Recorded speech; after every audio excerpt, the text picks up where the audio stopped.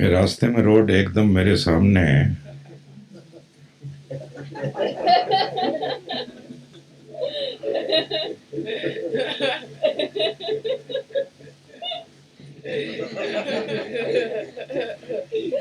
Beloved Gurudev is Zen haiku. Silent pond, a frog jumps in, plop.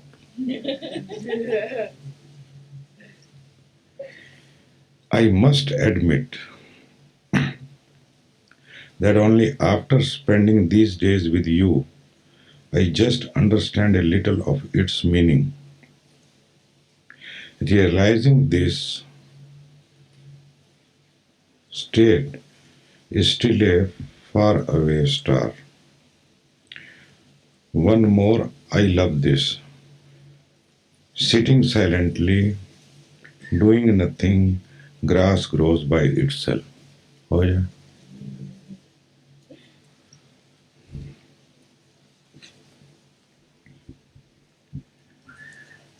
This is not true for you. इधर आ जाओ, हाँ दिखता है, ठीक है. Sitting silently, doing nothing, grass grows by itself. This is not true for you. This is true for a Buddha. Because you cannot sit silently. If you can sit silently, then grass grows by itself. You think you are just sitting like this and you are silent. Oh yeah. Silence is an achievement in a way, though it is your true nature. You never spoke a word, but you believe that you speak. So until this belief is gone, is totally vanished, you washed it out. And in washing, you have to do something. No? You may need surf, or rain.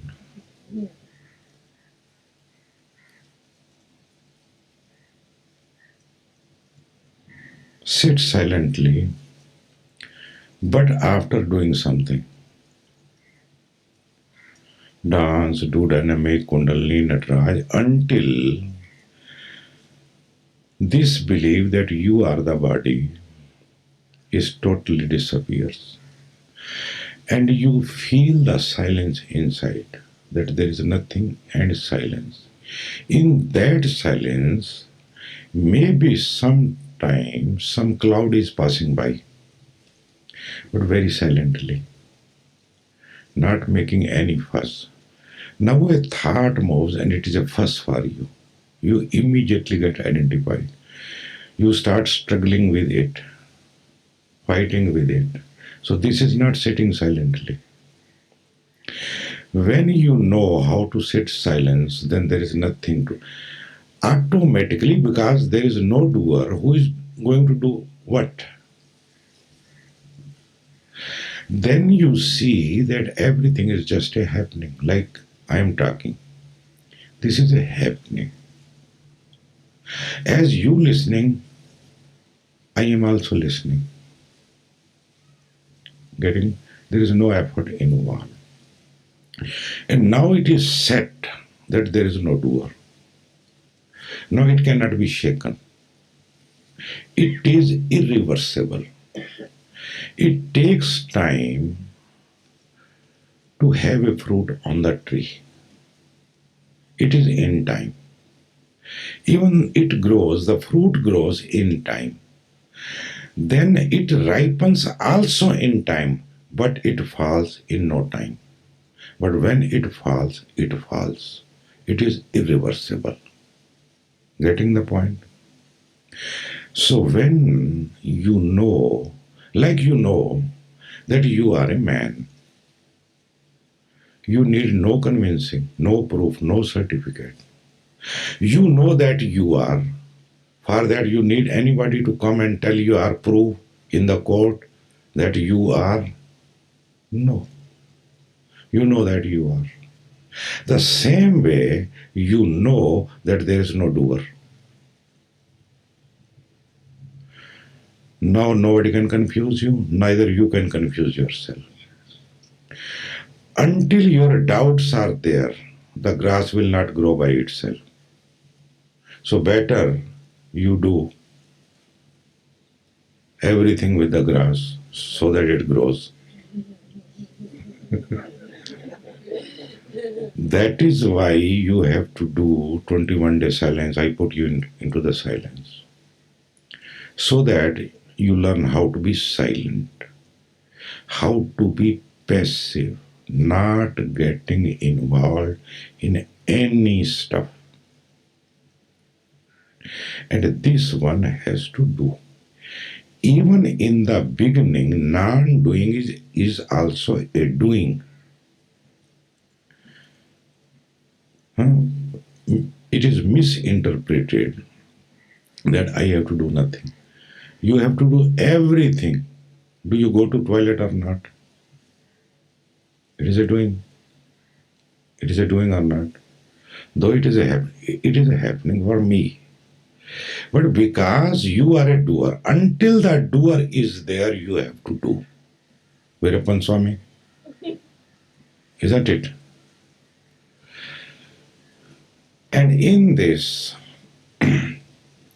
Ramana Maharishi used to asked many times by many people that if everything is done by God, then why I should do sadhana? Then Raman used to ask whether you eat food or not.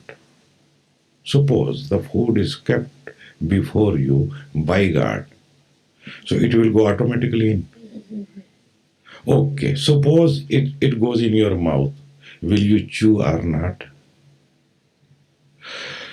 And there are people, they teach that there is no need to do anything.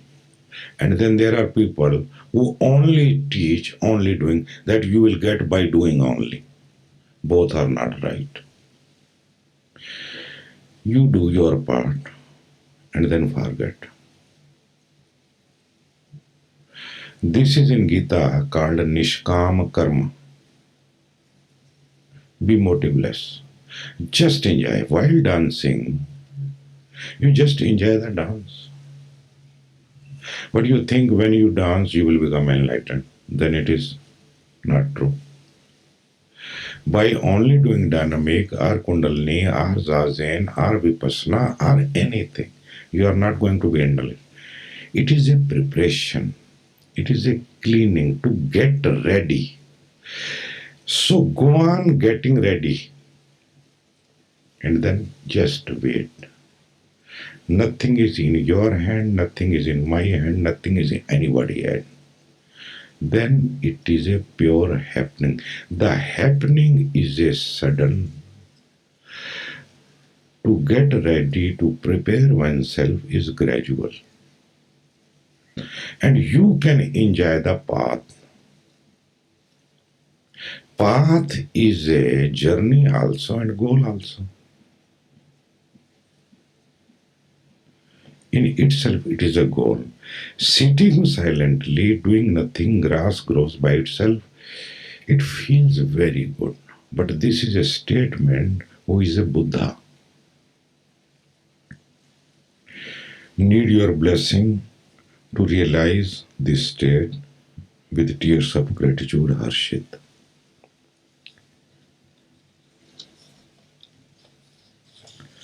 Harshit was in silence, but his eyes were troubling. So he has to go back to Rajkot for to show the doctor. So again he came for one day because he has not paid also. And basically his heart was here all the time. I know that. And this is your first experience. Yeah. Then he wrote me one letter from Rajkot, beloved Gurudev, nothing to say, a poem with your blessing. Anywhere, don't drift. Remain passive, unfocused, and this is it. And this is it. This is okay. Don't drift. Just remain still. Without any effort. That is passivity. And soon it will become really effortless. You just are, that's all. Not even trying to be passive. In the beginning, you have to learn how to drive a car. But once you learn, then you can drive with one hand, you can eat banana or santra or chit chat with your girlfriend or make a joke, then it is spontaneous, isn't it? Or say mechanical. But in the beginning, you become conscious, self conscious. So in the beginning, maybe passivity is little late. You know, sometime you get things like that, but sometime not. Anywhere, don't drift. Remain passive, unfocused, and this is it. So remain in itness.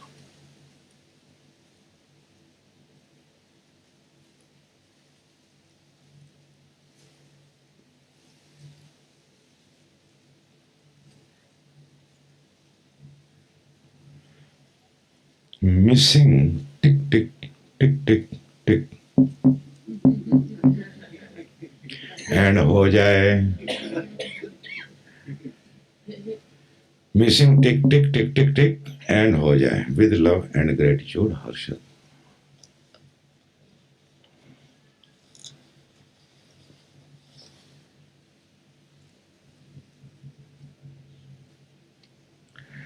Beloved Gurudev, after these two chillas of 40 days in your divine presence, it feels like our journey has just begun. The deeper we go in meditation, more it is evident that we do not know anything. What can we do on our behalf so we can have your blessed presence for the third 40-day retreat?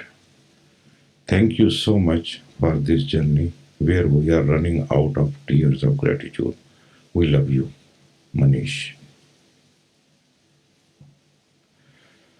The deeper we go in meditation, more it is evident that we do not know. Remain in this state, a state of not knowing, and it is all. If you can stay in this state, a state of not knowing, it is all. You have already arrived. Just remain.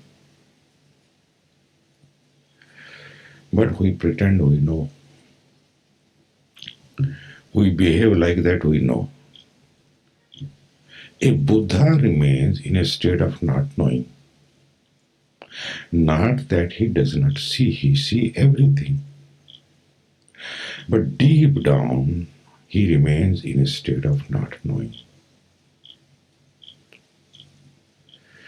Catch hold of something. Make it your pathe in your journey. Any one thing can do, any one thing. Like Harshit is saying, don't drift anywhere. That will do. Remaining passive will do. This will also do. This is a perfect state, absolute state, a state of not knowing. Knowing is a burden. What is meditation? A state of not knowing. When the state of meditation flowers, what it is? A state of not knowing. That is why, and you are not sleeping. In sleep also you are in a state of not knowing, but unconscious, totally unconscious. From unconscious to again you enter into the state of consciousness, which is waking state. You awake. When you awake, all is followed. So go above this state, transcend this state, waking state. When you transcend this state, that is called Turiya. He's not here. This is called Turiya. In this Turiya state, you know nothing but yourself. That you are. This is pure presence. Sleep is a pure absence. Absence of me, I. In deep sleep, there is no me. There is no girlfriend, there is no boyfriend, there is no world. There is no possessions. There is no prestige. Nothing. But it is unconscious. When you transcend this waking state, you go above this state. You have transcended sleep, you have transcended waking also. In waking and deep sleep, there is one more state, which is the mixture of two. Very, very little awake and sleeping, that is called dreaming, dream state. But we don't consider. These are the two, that is the mixture. When you transcend this state, you come to pure presence. Just now you, somewhere in abeyance, your mind knows that you are, but you don't know actually you are. In that state, you all the time know that you are. You are just present. And one has to transcend this also. Then you come to the absolute state, a state of not knowing. That is the perfect state, the absolute state. Actually, it is no state. We have to use the word. Absolute state is no state at all. It has transcended all the possible state whatsoever. So remain, Manish, in a state of not knowing.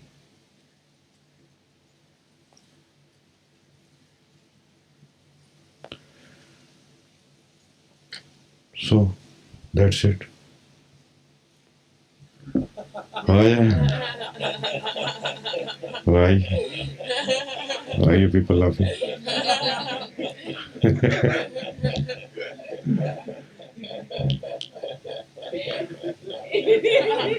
नकल मार रही है तेरी तो उसकी नकल मार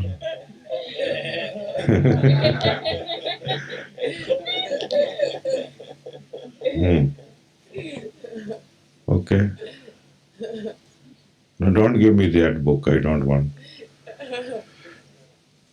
You speak.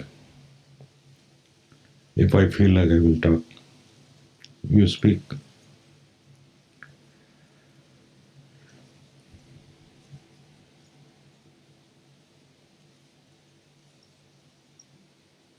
Any question? Okay. You speak. You read.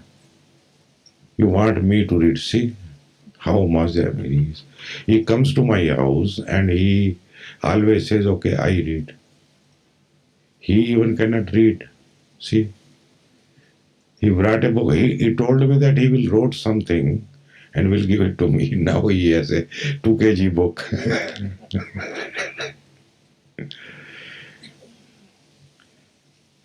At least think of my age, my dear. You don't have? Okay, give it to Manish. The questioner is asking, at what point does one experience reality? Maharaj's answer is It's okay. Maharaj's answer is experience is of change. It comes and goes. Reality is not an event. It cannot be experienced. That's it. That's it. Want to read the whole thing? At what point, what is the question? At what point does one experience reality? When all point disappears. Oh yeah.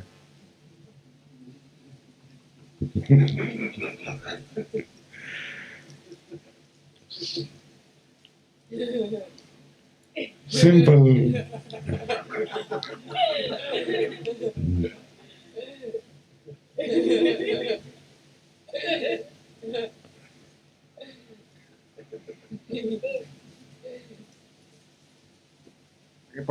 Yes. Even when all point disappears, one point remains. The point of knowing, the knower. When that too disappears, then it is reality. A state of not knowing. Because knower is gone. No knower. That is reality. Yes. If you wait for an event Mm. to take place Mm. for the coming of reality, Mm. you will wait forever. Mm. For reality neither comes nor goes. That is what I said. Even in Manish's question. So this is in a different aspect. When you enter in a state of not knowing, you are in reality already. Because you are not there. When you are not there, the reality is. So how it can be achieved, or it comes and goes?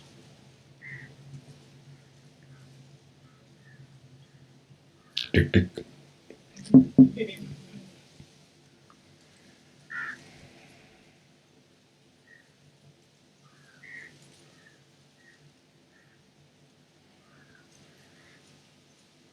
All you can do is to grasp the central point that reality is not an event and does not happen, and whatever happens, whatever comes and goes, is not reality. Hmm. See the event as event only, the transient as transient, experience as mere experience, and you have done all you can. Then you are vulnerable to reality, no longer armored against it. No longer armored against it as you were when you gave reality to events and experiences. But as soon as there is some like or dislike, you have become attached to the screen. Right? Until the very knower disappears, you are out of the reality. First become the knower. There should be a sense of presence stabilized. You are present, not absent, and then transcend that too. But first come to the presence. Here we are trying to be present. Because the whole work is to be present. After that, it is not so difficult, or one does not depend on outer guide or master or whatsoever. Then it becomes spontaneous. You just be, and all the grass grows by itself. That is the story.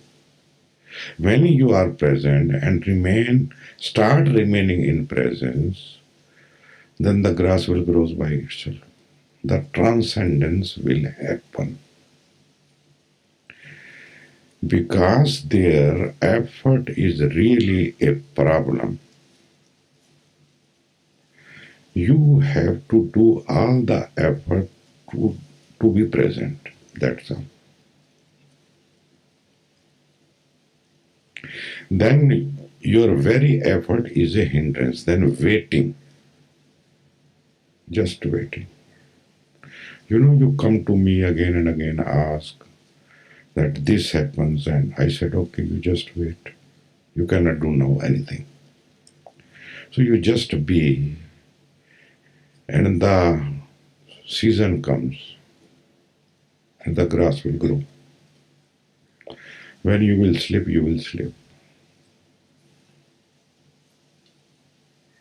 You cannot replace yourself, or you cannot put aside yourself. When you are present, then you are present. That's all. That is what you can do. So just be present. Because it is your nature. What is your nature? To forget and to remember. So just now it is forgetfulness. Bring the other side, which is remembrance. The one who cannot forget, how he can remember? And what remembrance mean if you cannot forget? So it is just now the situation is that you live in a forgetfulness. So just remember, simply remember, I am. Hold on to amness. Hold on to I am. Just hold on until it is natural, it is spontaneous. You cannot lose it. Remember again and again, again and again.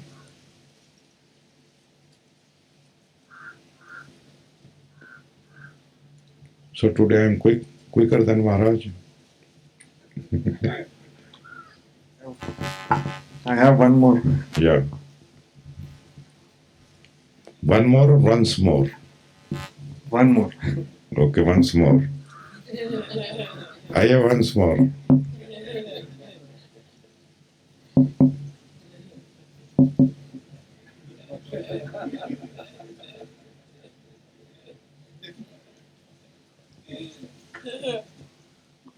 The questioner is asking, does a realized man ever think, I am realized? Does he not take himself to be an ordinary or an extraordinary human being? Maharaj's answer is, neither ordinary nor extraordinary, just being aware and affectionate intensely. He looks at himself without indulging in self definitions and self identifications. He does not know himself as anything apart from the world. He is the world. He is completely rid of himself, like a man who is very rich but continually gives away his riches. He is not rich, for he has nothing. He is not poor, for he gives abundantly. He is just propertyless. Similarly, the realized man is egoless. He has lost the capacity of identifying himself with anything. He is without location, placement, beyond space and time, beyond the world. Beyond words and thoughts is he. The moment you become enlightened, it loses its significance. Until you are ignorant, the enlightenment has a meaning because you have to achieve something. You have to become something. The moment you become, you are there, it is gone. And it goes very fast. That is why I am against giving certificates. Because it is not a static thing. What do you mean by enlightenment? It is in relative to ignorance. When ignorance is gone, the other side of it, which is knowledge, which is enlightenment, it is also gone. It has no meaning. So when you are really ordinary, how you can remember that you are ordinary or you are simple? In that simplicity, even to know that I am a simple is not a simplicity. There is a complication. A simple man is one who does not know that he is a simple.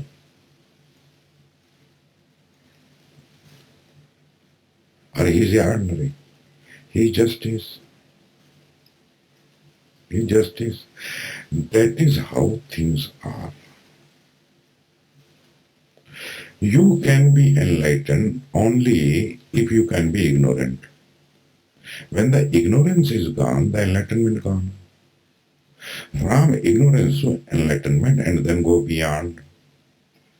Leave the both, the duality. Ignorance, enlightenment, it is one coin.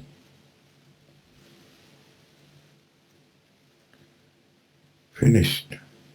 That is why I am very much surprised when somebody asked me, and Didi was the one who straight away asked me, are you enlightened?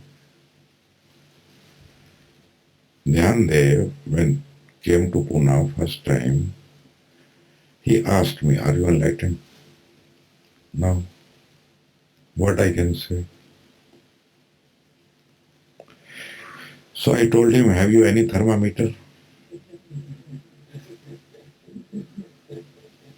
Suppose I say, yes, I am. How you will check? Do you know what is enlightenment? Have you met any any anything like that? You can only check. See, if a blind man asks, have you eyes?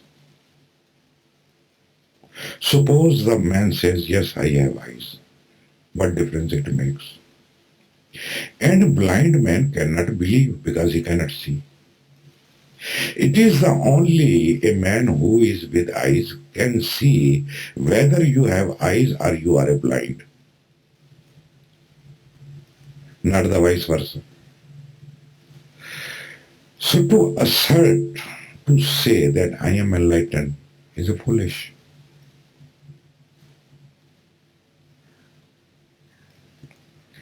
And it cannot be like that. What was, what is, what will be is just here and now. It is always. So one has just discovered. That is your true state. In speaking, we say that is your true state. It is not a possession. It is a natural state. But we say it is your natural state because we talk in I, me, you. That is why this word comes. The moment one becomes enlightened, one transcends it.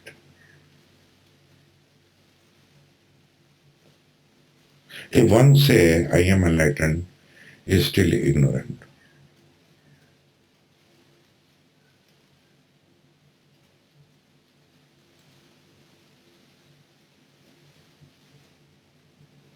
Tick, tick.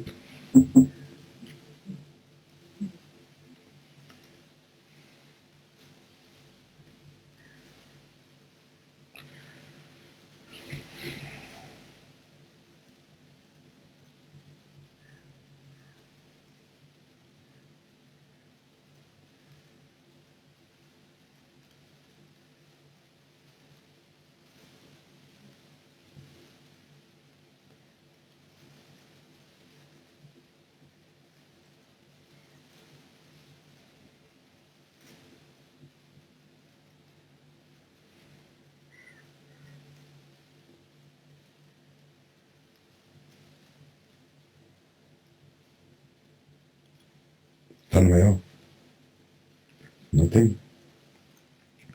You became totally quiet. Tanva does not need 40 next 40 to come.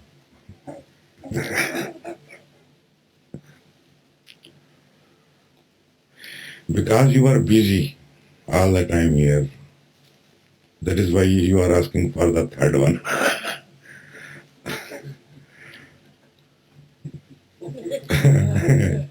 Isn't it?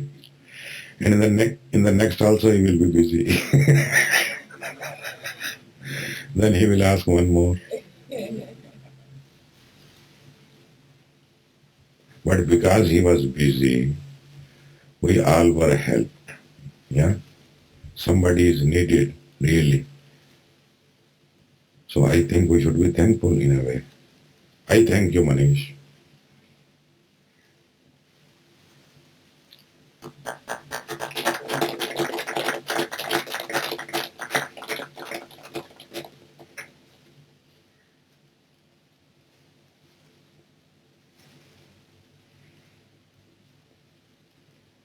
You are trying to find something else?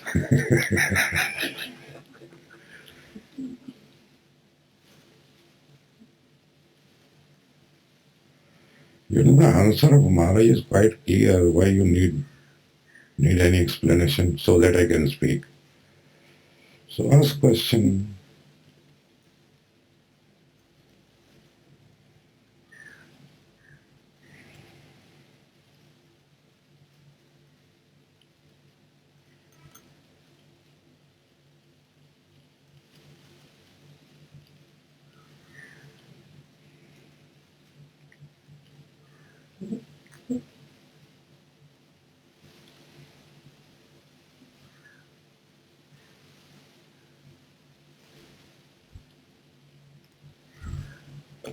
In the morning we were talking about the fears.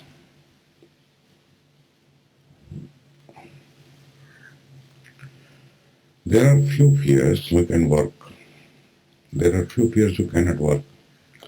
But everything should remain in the light, exposed. One should not hide, one should not keep it aside.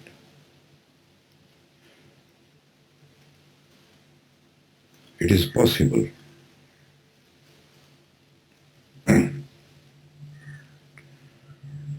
One thing you must understand, that if you can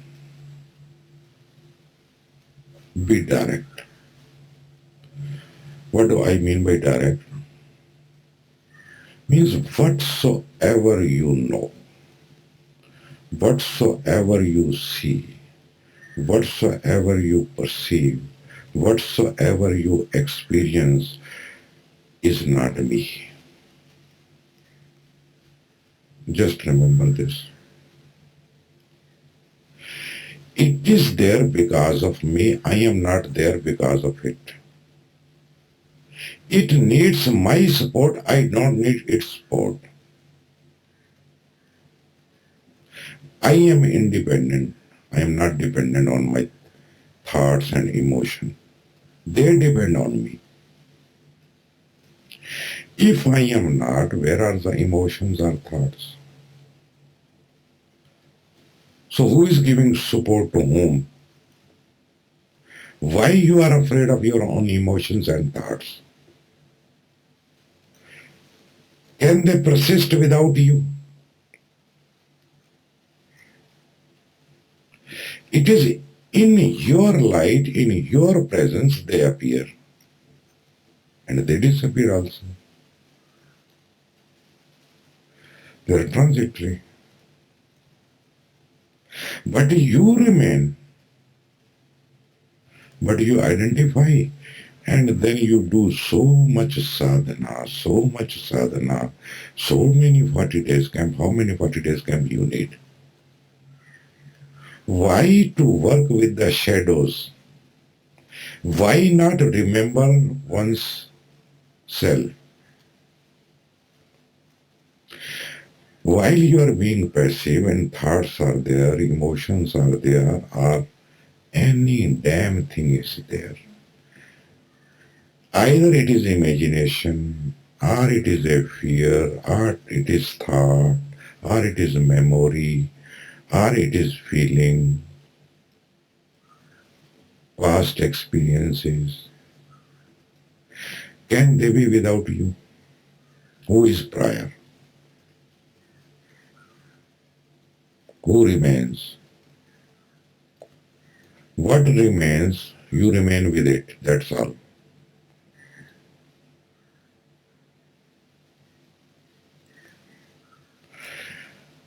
Your fear is not your fear.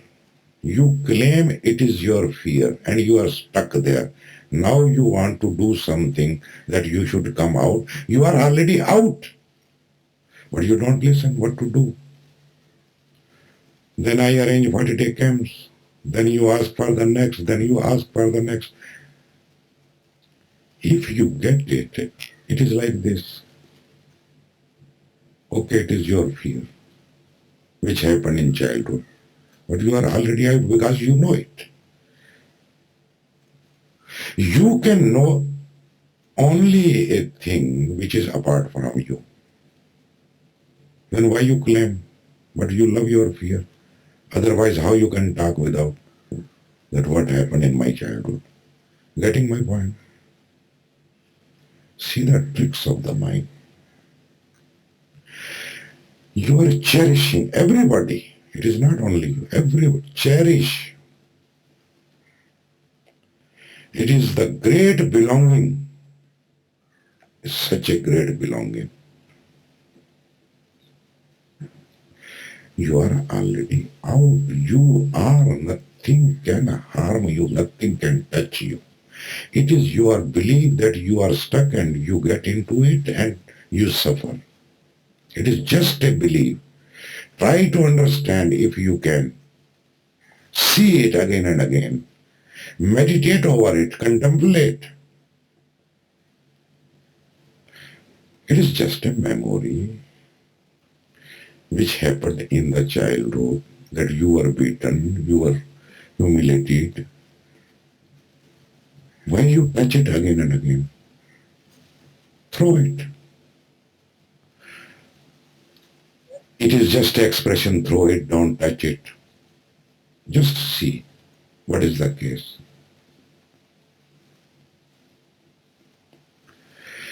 Because you are your fear is. Because to exist your fear, you must be present first there. You are prior.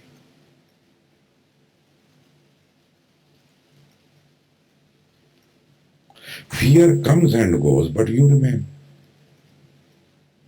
Sometime it is, sometime it is not. But you are in both the cases and ever. So what is ever? Just identify with it. It is such a simple thing.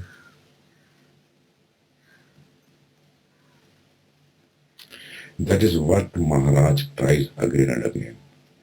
He does not do 40 retreats, it is my karma only.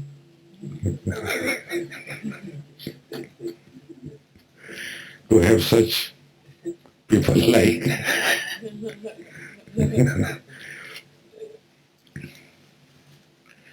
Ultimately, you have to understand this only. And when you understand, you are enlightened. When you are enlightened, there is no need of enlightenment. Because now you are that self. What is enlightenment? That whatsoever I believed was not true. So that is the enlightenment. It was just my belief. Just now, what you believe that you are not. When you understand that, that is enlightenment. Now what you will do with it? Now you know what you are. Finish. Do you need something for that? There are two types of glasses. One is unreflected glass, no reflection. And one is ordinary, in which the reflection also happens. So which type of glass you want?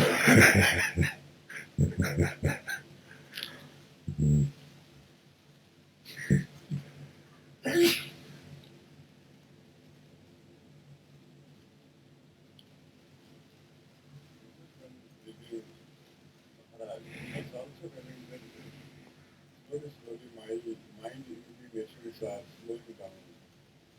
That means sometimes the old impressions they are in the body and somewhere hidden. Everybody wants to listen to you, not only me, you also. Sometimes I don't identify with memory, but the impressions in the body.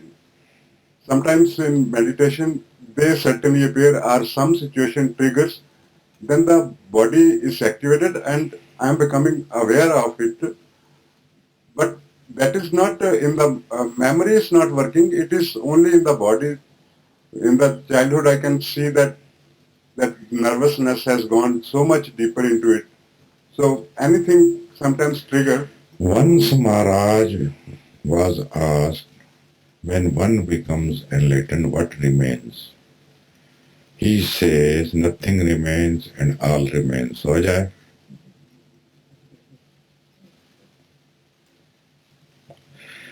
once Maharaj was asked, after enlightenment, what remains? Means it does not mean memory does not remain.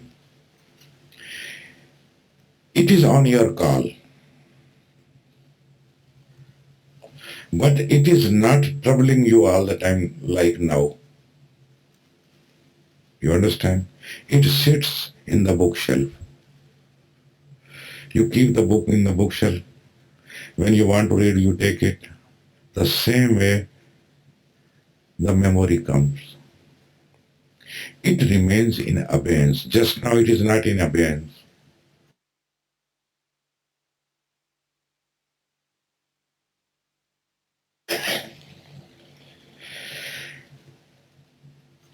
See the answer. Nothing remains and all remains. In a way, nothing is changed. In a way, everything is changed. A Buddha also can talk about his past, his childhood, but there is no need. It is a dream like. It is a factual memory, but all the emotional stuff is vast, and there is no need. You remember that you had a girlfriend who created suffering for you, and all the time you were suffering because of those memories, emotional memories, emotional stuff. But then you have a factual memory that you had a girlfriend and something, and there is no pain, no anguish, no suffering at all. That is gone. No anger left, no forgiveness, nothing. It remains as say things remains in the store. When you need anything, you go and find it and use it.